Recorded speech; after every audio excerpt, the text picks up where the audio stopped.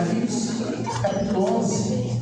Vamos fazer a leitura do texto dos versículos 1 a 14. Apocalipse 11, 1 a 14. É um texto, o livro de Apocalipse é um texto bem, às vezes, complicado de se ler e entender. Mas não é impossível se compreender a mensagem que está escrita nesse. Afinal de contas, foi Deus que nos mandou, através de João, os fatos que estariam acontecendo daqueles dias de João na ilha de Patmos até o fim.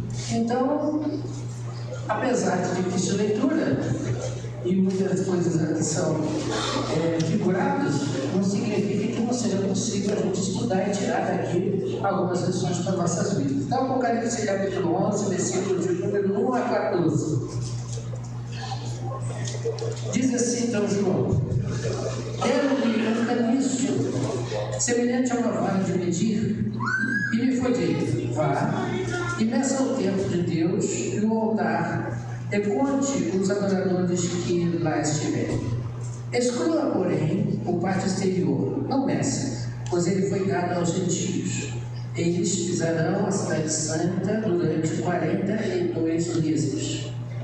Darei poder às minhas duas testemunhas, e elas profetizarão durante 1260 dias, vestidas de pano de saco. Estas são as duas oliveiras e os dois candelabros, que permanecem diante do Senhor da terra. Se alguém quiser lhes causar dano, da boca dele sairá fogo que devorará os seus inimigos. É assim que deve morrer qualquer pessoa que quiser causar-lhes dano. Esses homens têm poder para fechar o céu, de modo que não chova durante o tempo em que estiverem profetizando. E tem poder para transformar a água em sangue e ferir a terra com toda sorte de pragas quanto vezes desejarem. Quando eles estiverem terminando seu testemunho, a besta que veio do abismo os atacará, e os seus cadáveres ficarão expostos na rua principal da cidade, que figuradamente é chamada Sodoma e Egito, onde também foi crucificado o Senhor. Durante 3 dias e meio, homens de todos os povos, tribos, línguas e nações contemplarão os seus cadáveres e não permitirão que sejam sepultados. Os habitantes da terra se alegrarão por causa deles e festejarão enviando presente uns aos outros, pois esses 2 profetas haviam atormentado os que habitavam na terra. Mas depois dos 3 dias e meio, entrou nele o sopro de vida da parte de Deus, e eles ficaram em pé. E um grande terremoto tomou conta daqueles que o viram. Então eles ouviram uma forte voz do céu que lhes dizia: suba para cá. E subiram para o céu numa nuvem enquanto seus inimigos olhavam. Naquela mesma hora houve um forte terremoto e 1/10 da cidade ruiu. 7.000 pessoas foram mortas no terremoto. Os sobreviventes ficaram aterrorizados e deram glória ao Deus dos céus. O segundo ai passou e o terceiro ai virá em breve. Estamos no mês de missões mundiais, e no hino que nós cantamos nas missões mundiais está lá: vamos completar o quê? A missão. Vamos completar a missão. Ou seja, vamos fazer aquilo que temos que fazer para que a missão seja cumprida. Certo? É isso? A ideia ou não? Então, eu e você somos os responsáveis para que isso aconteça. Não é a igreja no sentido instituição, essas 4 paredes, este grupo como uma organização social. Não, é cada um em si, cada um. Então eu e você somos responsáveis de sermos testemunhas de Cristo neste mundo. Para que você entenda o texto, vamos voltar a ele de novo, para que eu possa ir mais ou menos tateando, bom irmão, os versículos que aqui dentro estão escritos. E eu volto no versículo de número 1. Versículo de número 1, João diz que recebe uma vara, é o que nós podemos dizer hoje, é uma fita métrica. Recebe uma fita métrica para medir Medir o quê? Medir o templo de Deus. A princípio, nós já estudamos inclusive isso. O templo de Deus, qual é? Qual é o templo de Deus? Nós somos o templo de Deus. No passado existia o tabernáculo, lá no deserto. Entrando na terra prometida, no reinado de Salomão, foi construído o templo, foi destruído, reconstruído, destruído de novo, e estão aí tentando fazer o terceiro templo. Mas aí, isso é lá atrás. Eu estou dizendo agora aqui. Deus entregou na mão de João uma vara, uma fita métrica, para medir o templo do Senhor. Quando ele fala medir o templo do Senhor, eu vou verificar com uma medida exata, ou vou averiguar com uma medida exata, o templo de Deus que somos nós. Então Deus, em outras palavras, vai nos conferir. Vai te conferir e vai conferir a mim. Ok? E interessante que ele diz que deixasse de fora a parte exterior. A parte exterior seria a parte que todo mundo pisa, todo mundo vai, mas não é a parte onde Deus está. A parte exterior é o pátio onde todo mundo transitava, onde transitava à vontade. Em outras palavras, calma que o lado de fora vai chegar o dia deles. Você vai perceber isso. Deixa ele lá de fora. Você só é responsável pelo lado de dentro. Só isso. Muito bem, então ele saiu para medir. E interessante que de repente Deus muda a ideia, no versículo 3. Diz aqui que darei poder às minhas e às duas testemunhas. Aí a pergunta que eu faço é: quem são essas duas testemunhas? Existem várias ideias com relação a essas duas testemunhas. Eu só vou prometer com uma, para prometer tempo. Né? Elias e Isaac. Pois é, por que eu pego isso? Porque lá na frente está dito, lá nos irmãos olharem, que estes homens, versículo 6, né, aliás, pode ser versículo 5, né, esses homens diz lá que oram e o céu se fecha. Quem fez isso? Elias. Além disso, tem o poder de transformar água em sangue. Quem fez isso? O que Moisés e Elias têm a ver com Cristo? A lei e os profetas. E se você olhar lá em Lucas, capítulo 4, 18 a 19, eles têm essa referência. Lucas, capítulo 4, versículo 18 a 19, o que diz lá?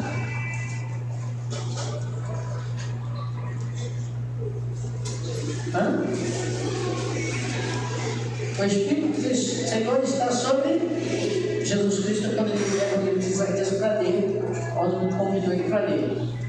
Ele diz: porque ele me ungiu para levar as boas novas aos pobres, ele me enviou para proclamar liberdade aos presos, de restauração da vista aos cegos, para libertar os oprimidos, e proclamar o ano do favor do Senhor.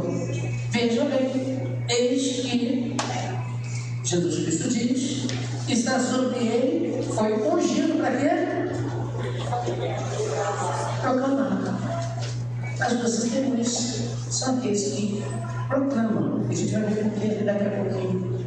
Então tiro eu que é Elias representando os profetas e Moisés representando Moisés representando a lei de Deus. Moisés, a lei. Elias, os profetas. A palavra de Deus e os pregadores. Nós somos os profetas, nós somos aqueles que temos a responsabilidade de se levar o Evangelho, sermos testemunhos. E ele ainda diz no versículo 4, mais interessante, como acabamos de ler, são as duas oliveiras. Você sabe isso aí? Oliveiras. O que a oliveira produz?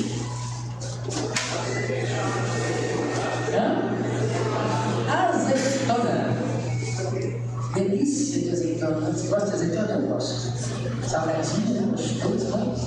E amassada, prensada, produz o quê? Azeite.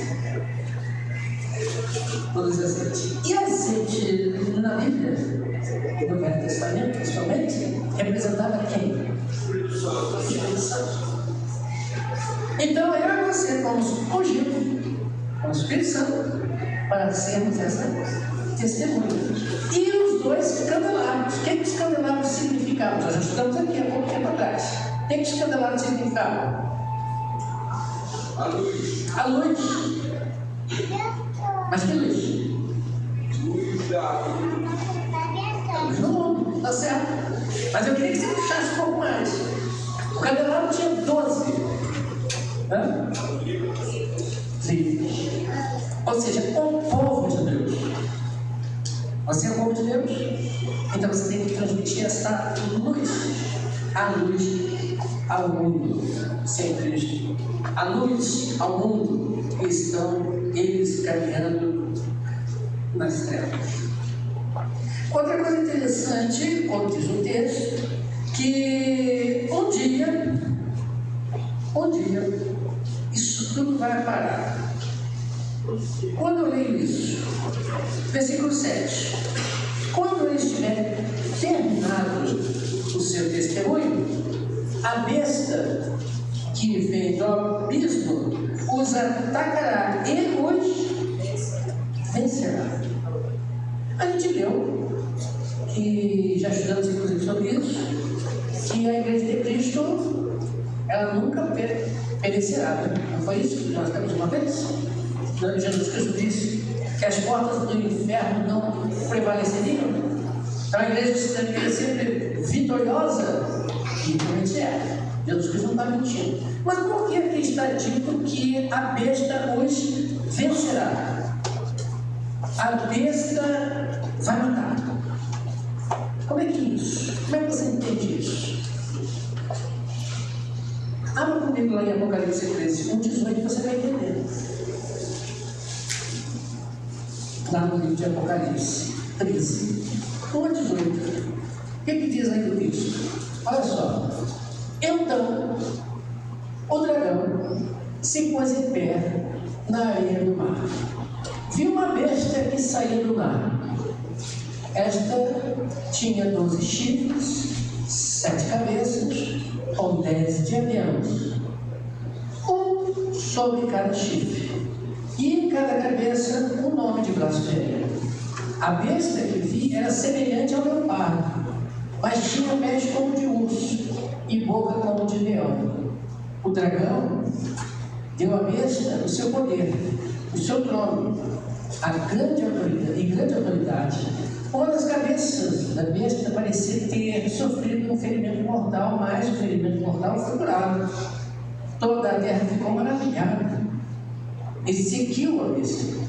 Adoraram o dragão, que tinha dado autoridade à besta, e também adoraram a besta, dizendo: quem é como a besta? Quem pode guerrear contra ela?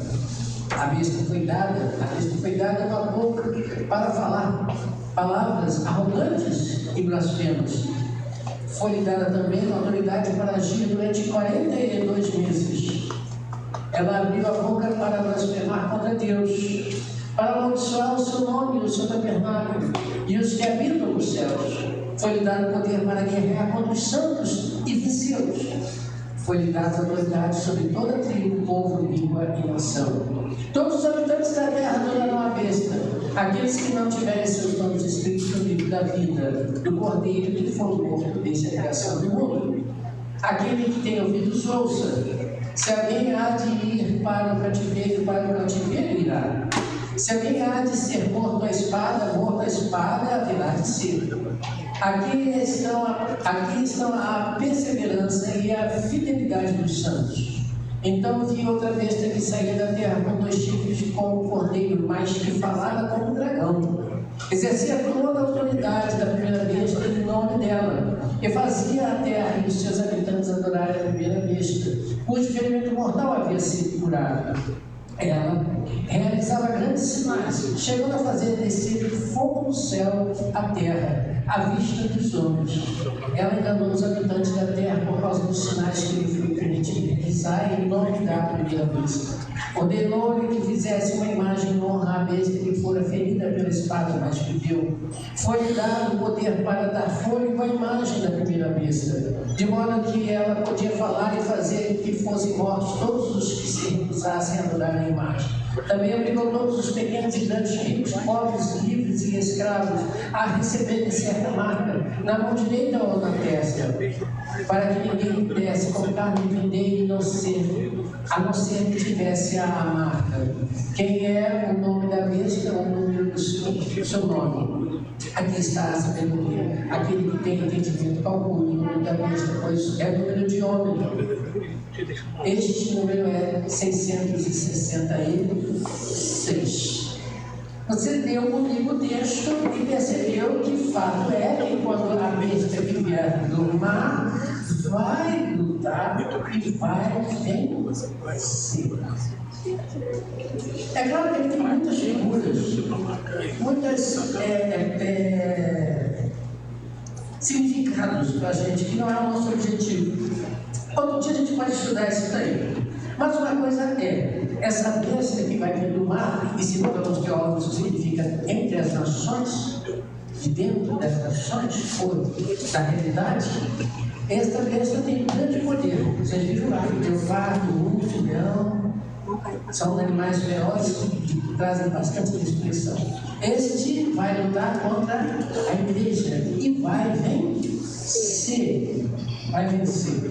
E depois vai surgir uma segunda besta que vem dentro da terra. Esta besta, segundo alguns teólogos, vem, e a própria Bíblia diz, em forma de cordeiro, parecido com o cordeiro, dois chifres parecidos de cordeiro.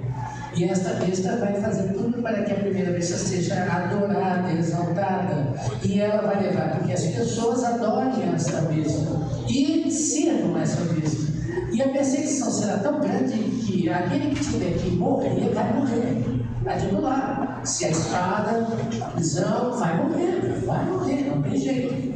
Quando você olha agora a história do cristianismo, você vai ver que muitas dessas coisas aqui, narradas por João, inspirada por Cristo, já estão acontecendo em coisas aqui e parece que vai ser amanhã. Não sei, não pergunte. Eu sei que você leu comigo que tem um tempo determinado, não sei se você percebeu isso. Aqui apareceu várias vezes 42 meses. Você leu isso? 42 meses dá quanto? Mais ou menos em anos. 3 anos e meio. 3 anos e 2 meses. 1.260 dias. 3 anos e meio. Recebendo isso por dentro? Tudo dá 3 anos e meio. Pisarão a cidade santa por 42 semanas. 3 anos e meio. Tudo dá 3,2. É só fazer a conta. Ou 3,5, perdão. 3,5. É só fazer as contas. Ou seja, tem um tempo específico e tempo esse que vai começar, ou já começou, e vai terminar um dia. E quando terminar, aí vem o juízo. Então, quando eu olho para isso, eu fico preocupado. Porque isso tudo vai acontecer aonde? Onde a igreja estará como morta. Aonde? Vejam lá no versículo 8. Voltando ao Apocalipse, nós temos que saber.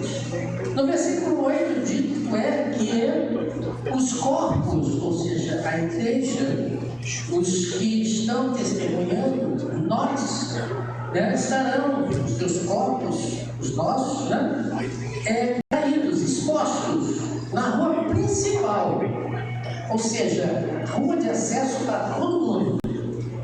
Local de acesso para todas as pessoas que quiserem ver, onde passa todo mundo. E esse lugar, figuradamente, diz que é Sodoma e Egito. E também onde foi crucificado o Senhor. Jesus Cristo não foi crucificado nem em Sodoma nem no Egito. A gente sabe disso. Que cidade é essa? Que lugar é esse? Aí você vai dotar a imaginação para correr. A gente põe a imaginação para correr. Mas se você entender melhor o que é Sodoma, o que é Egito, você vai entender um pouquinho mais. O que na Bíblia representa Sodoma e Egito?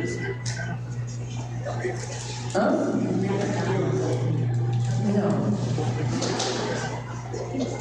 Sodoma, devassidão, pecado, promiscuidade, tudo que não presta. Egito, escravidão, prisão. Ou seja, vai acontecer aonde? Onde Cristo morreu. Onde é que Cristo morreu? Onde Cristo foi crucificado? Assim vocês sabem. Onde Cristo foi? Não volta, no Monte da Caveira, né? Foi crucificado neste mundo. Ou seja, a igreja, aqui, neste mundo, contaminado pelo pecado, contaminado pela devassidão moral, contaminado pela promiscuidade, contaminado por tudo que não presta e preso pelo pecado, destruiu este mundo para que morrendo então será visível para todo mundo neste mundo e não fora deste mundo. É real. E se você olhar para as igrejas do mundo como um todo, o que está acontecendo com a nossa igreja? Já falamos aqui uma vez isso, né? O que está acontecendo com as nossas igrejas do mundo afora? Inclusive até no Brasil. O amor está esfriando, as igrejas estão fechando. Mas também tem muitas igrejas que não estão fechando, mas deixaram de ser igrejas de Cristo. Veja que a segunda vez, quando subir, ela virá como cordeiro, parecendo cordeiro. Enganarão a muitos. A muitos. Jesus Cristo disse: o negócio é tão feio como, se possível, ainda bem que não é, enganaria até os escolhidos. O negócio é, vamos dizer assim, bonito para o diabo. E a gente tem que ter cuidado com isso. Porque isso vai chegar, já está chegando. Né? Mas é interessante que quando isso acontecer, esse dia em que a igreja parecerá morta, diz o texto, no versículo 10, que os habitantes da terra se alegrarão. Se alegrarão. Farão o quê? Vão dar o quê? Quando você lê isso aqui, no versículo 10, olha só, esquece, vamos fazer um parênteses bem grande aqui. Os habitantes da terra se alegrarão, toda a terra estará alegre pela morte dos. Por essa parte, pela morte deles festejarão, por essa parte. Enviando presente uns aos outros. Essa frase aí, se alegrarão, enviando presente uns aos outros, e esquece o resto. O que isso te lembra? Alguém falou aqui. Natal. Engraçado que o mundo gosta, nesse dia de Natal, fazer o quê? Mandar presente para todo mundo, não é isso? Alegria. E o que diz que comemora o Natal? Então você vai ver que a besta vai querer se colocar como Jesus Cristo e todos vão presentear a ela e aos seus como ele sendo o Messias enviado. Você lembra do falso profeta que dirá? Aquele que quer assentar no trono de Deus? E o que está acontecendo no mundo todo hoje? Tudo se comemora quase menos realmente Jesus Cristo nesse dia. Não estou dizendo que dia 25 de dezembro vai acontecer, não, tá, irmão? Por favor, não diz isso. Eu estou dizendo que é a semelhança disso. O mundo vai estar alegre, festejando, porque o Messias esperado veio ao mundo. A besta que vem enganar e jogar você para adorar, ou tentar jogar, melhor dizer, você a adorar a primeira besta, que tem a força da destruição, cujo poder, autoridade, foi dado pelo dragão, que é a antiga serpente, Satanás. Então veja que o negócio não ficará muito bom. Mas, quando isso acontecer, 3 dias e meio, olha 3 e meio de novo aqui, 3 dias e meio depois, o que vai acontecer? Diz aqui o versículo de número 12. O que vai acontecer depois? 3 dias e meio depois. Olha o 3,5 aparecendo aí de novo. O que vai acontecer? Ouvirão uma voz do céu que lhes disse o quê? Suba para cá. Vem para cá. Vem para cá. Vem para o alto. Vem para o alto. Suba para cá. Para o céu. Numa nuvem.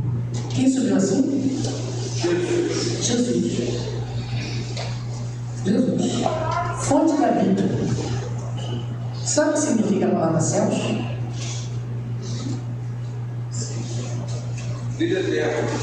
Também. Na tradução em hebraico. Eu vou usar grego não. Em hebraico.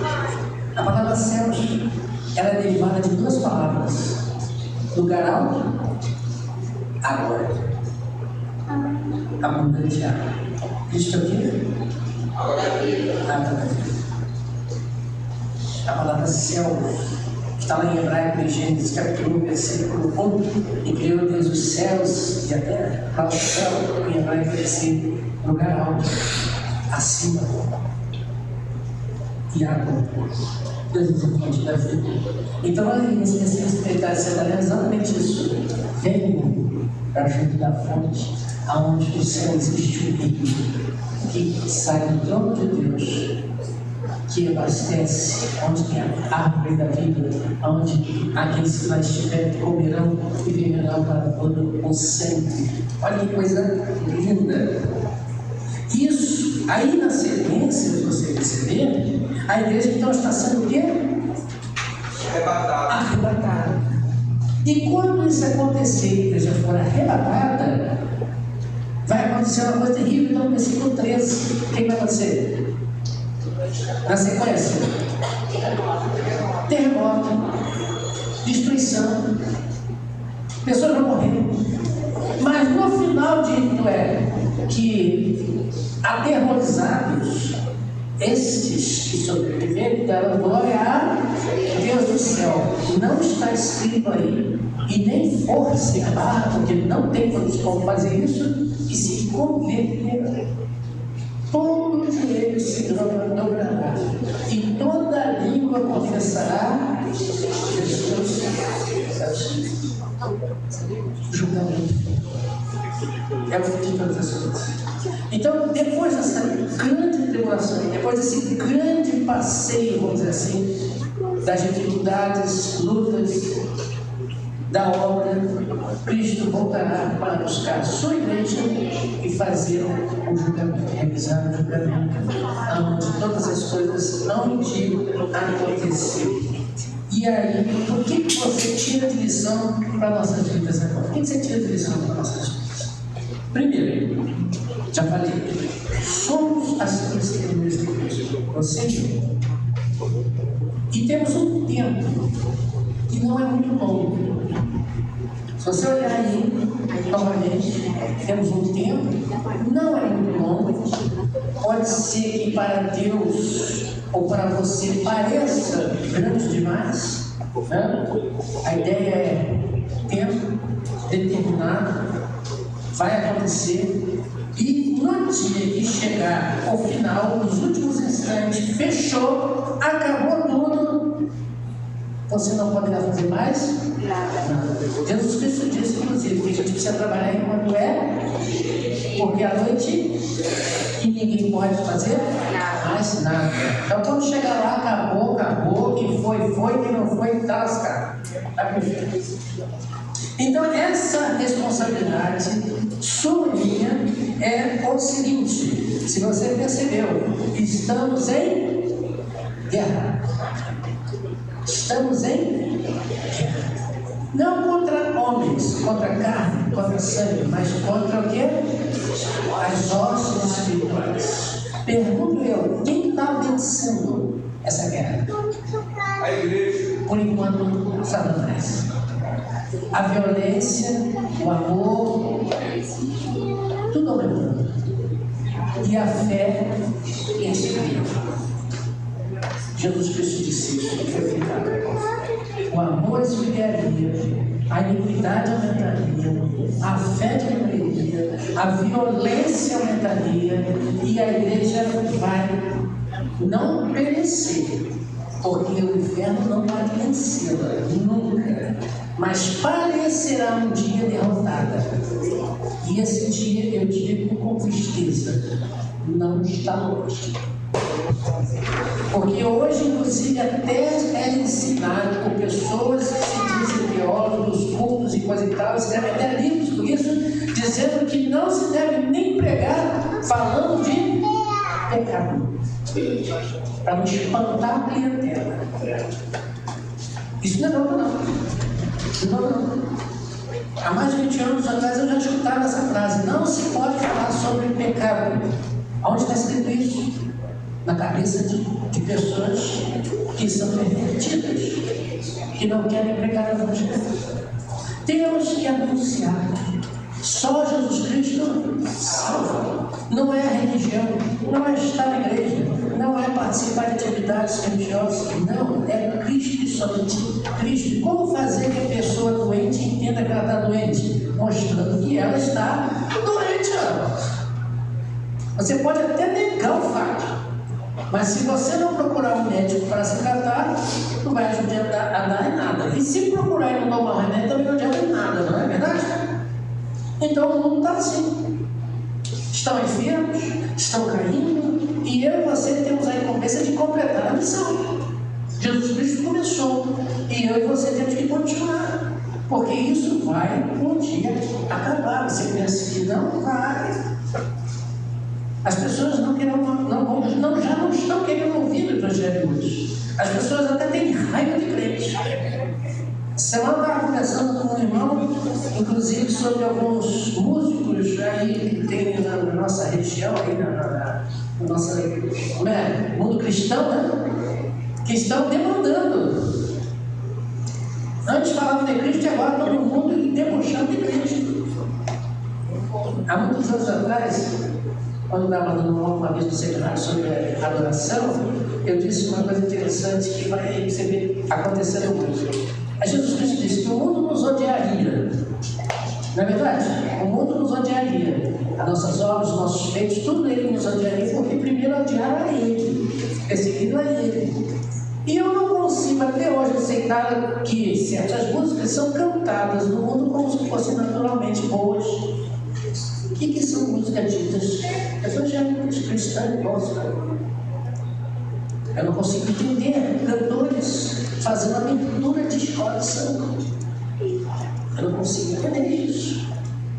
Você vê que há uma realidade espiritual muito feia, muito negra, em que a igreja está deixando de evangelizar, pregar, ela está sendo sufocada. Mas graças a Deus não vai morrer. Vai parecer não morta. Durante um período pequeno, ela vai parecer morta. E quando Deus disser acabou, bem, aí nós vamos subir para nunca mais ver esse negócio chamado terra. Para todo mundo é mais verdade. Chega de sofrer. Aí eu falo com aquela frase: para de sofrer. Esse dia vai parar mesmo. Agora vai ser bom. Não teremos mais problema nenhum. E se você tem vontade de descansar, que acha que fez tudo, se você acha que isso já é verdade, eu já tinha te chamado. Se você não está aí com a gente, estamos juntos nessa, é porque você não tem muito para fazer. Deus sabe. Então vamos fazer. Vamos completar a missão. É isso aí. A verdade tem que ser anunciada e pregada. Ok? Agora quer dizer o resto? De repente fica saindo textos aí de os seus significados, que também tem significado para tudo. Mas o objetivo é esse. O tempo está acabando. Nós somos as testemunhas. Um dia vai parar. E antes de parar, a gente tem que completar essa lição. Para vamos embora do nosso Deus. Ou voar ao céu. E tirar um pouco daqueles que estão caindo no inferno. Deus possa nos abençoar. Amém? Vamos ficar em pé, vamos orar.